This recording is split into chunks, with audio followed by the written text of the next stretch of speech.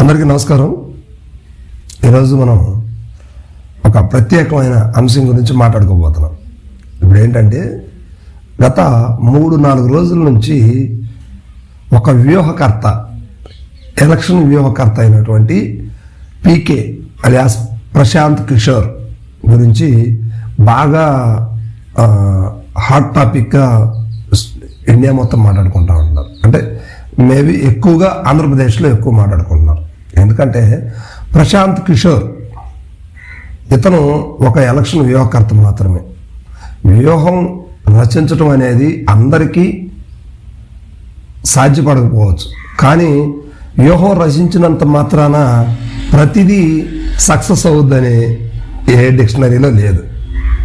సరే, అసలు ఈ ప్రశాంత్ కిషోర్ విధి విధానాలు ఏంటో ఒకసారి చూద్దాం. ఈయన ఇటీవల ఉత్తర భారతదేశంకి సంబంధించినటువంటి ఎన్నికలు అందరికీ తెలుసు. కొన్ని రాష్ట్రాలకి, ఒక 7-8 రాష్ట్రాలకి వ్యూహకర్తగా పనిచేశారు. అంటే ఫస్ట్ మోడీకి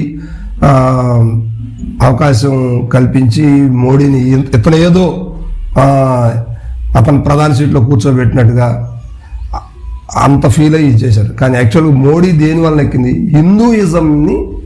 హిందూయిజాన్ని జనాలపైన బలవంతంగా రుద్ది ఒక ముసుకేశాడు. దాని మీద ఆయన ప్రధాని అయ్యాడు. కానీ లేకపోతే మోడీకి అంత విషయం అయితే మ్యాక్సిమం ఉండేది కాదు. అది అంతేగాని ప్రశాంత్ కిషోర్ చేస్తే అవ్వలేదు. ఇక జగన్మోహన్ రెడ్డి విషయానికి వస్తే 2019 ఎన్నికలకి ప్రశాంత్ కిషోర్ మంచిగా పనిచేశాడు. వ్యూహం ఇలా చేయండి అని చెప్పాడు. ఆయన ఒక వ్యూహం రచించి దాన్ని ఆంధ్రప్రదేశ్ ప్రజల మీద రుద్దాడు.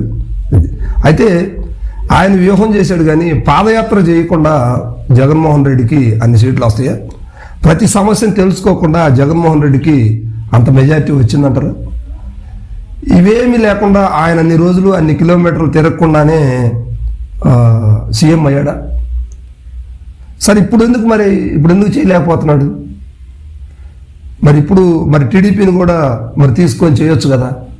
మరి ఒకసారి వైఎస్ఆర్సీపీకి అతను అధిష్టానాన్ని కూర్చోబెట్టినటువంటి వ్యక్తి ప్రశాంత్ కిషోర్ ఇవాళ టీడీపీని ఎందుకు తీసుకోకూడదు?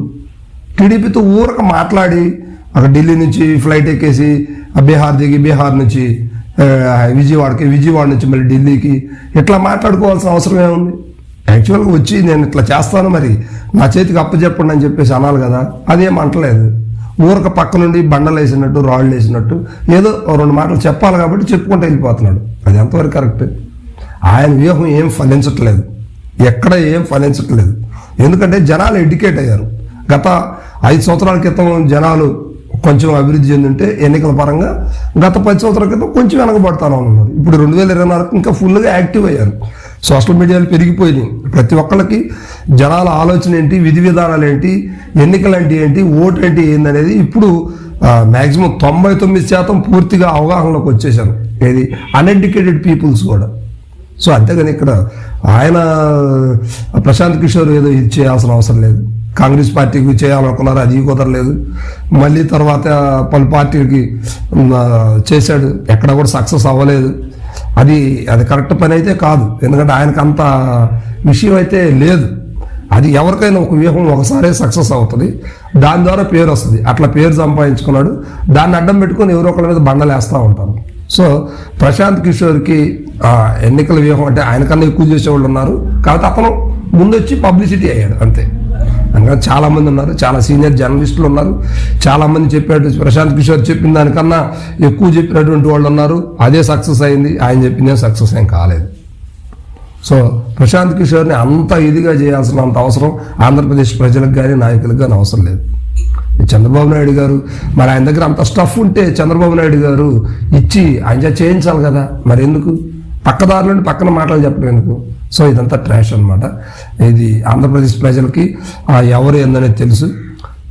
సంక్షేమానికి పెద్దపీట వేసే ప్రజలైతే జగన్మోహన్ రెడ్డిని గెలిపిస్తారు. లేదు, అభివృద్ధే ప్రధాన ధ్యేయం, అభివృద్ధికే మేము పెద్దపీట వేస్తాము అని ఆంధ్రప్రదేశ్ ప్రజలు కోరుకుంటే టీడీపీని, జనసేన అలయన్స్ గెలిపిస్తారు.